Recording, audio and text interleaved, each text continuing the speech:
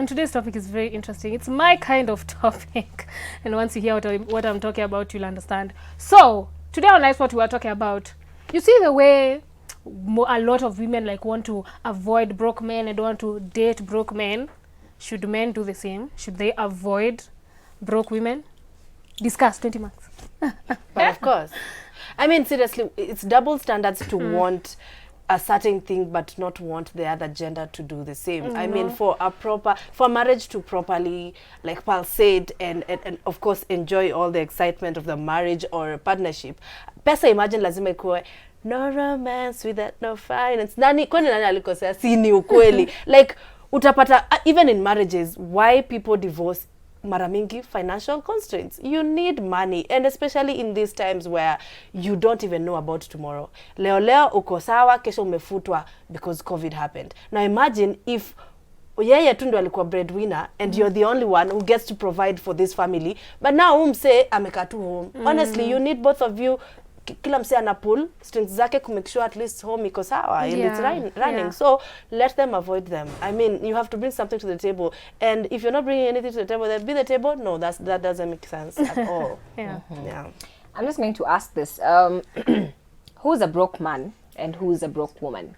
Who defines who made a particular, I think unajua hesabu akasema you're broke if and you're not broke if.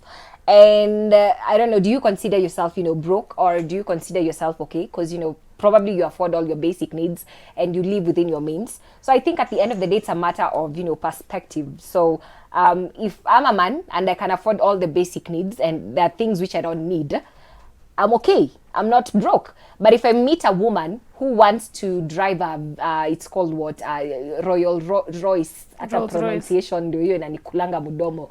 Yes. And probably I drive a Vitz and my life is very comfortable. So at the end of the day, it's the person you're with. Una get priorities and your corners and the things they want of this life. So if you meet someone, if you're driving a Vitz and you're going for a woman who wants a man who's driving a Range Rover, do you think mnaongea the same language? You're not. So according to her, you're going to be broke. But if you meet a woman who loves you for who you are, ama you meet a man who loves you for who you are with your Vitz and they're okay with the necessities you're able to provide, to them you're not broke. You are okay and they are financially stable. So at the end of the day, I feel like it's a matter of preference. What do you want? What are you looking for in your partner? And what does your partner want in a relationship? Kuna mwenye kidogo Vitz inamtosha, kuna mwenye kidogo ni Range Rover ama nothing less. Iyo na kupanda. So to me, it's all about preference. So brokenness, I can't really define brokenness because it's an individual kind of a thing.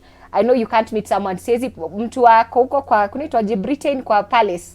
It's a whole different situation. That person can afford anything in this world. Hata ile jet mtu analipiwa kwenda kuona sijui universe from huko juu na anarudishwa. That person can do that.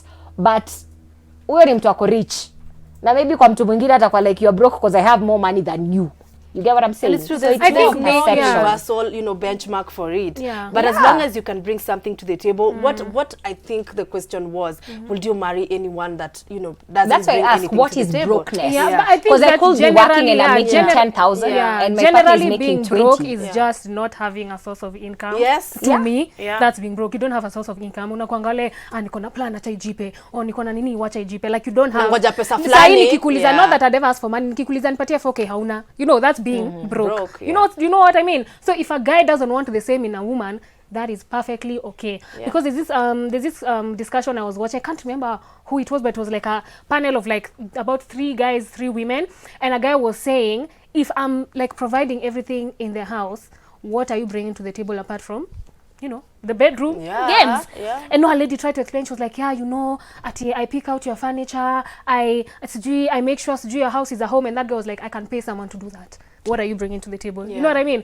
But it's okay. There are men who just want their women to stay at home and be housewives, which is perfectly okay. But we can't say we don't want a broke man and then you don't even have anything. Hata pesa ya kujitafutia hauna. Even though it's 2K, even though it's 3K, as long as ni yako, unajitafutia pesa. But you can't say, me, I don't want a broke man. And you can't even go out there and look for a job. That's true. Or unapatiwa job opportunity. You're like, that's too hard. I don't want to do that. How do you expect to make money? It's fun and games until you cannot even provide for your own self. But then you expect the same the other person to give you everything. Imagine every day having to tell your husband, babe, sijui hakuna chumvi. Babe, you know, like the small things. Hata yeye anachoka. For you guys to enjoy the whole, you know, fruits za kuwa married, it's to have something where you're not fighting about money, you're not, and it's okay for those men that truly want to just have their women stay at home as long as they are providing. But if you know yourself, unajua mimi, I was not made to be a housewife. Truly, if you settle and say, okay, bwanangu si amesema hata nini, then you're doing an injustice to even yourself. That's you true. know. But I'm And going to situations say like this. those make it very hard for a woman to leave. Absolutely. You say, have your own job, even though he's making 5 million and you're making 50,000, ni yako.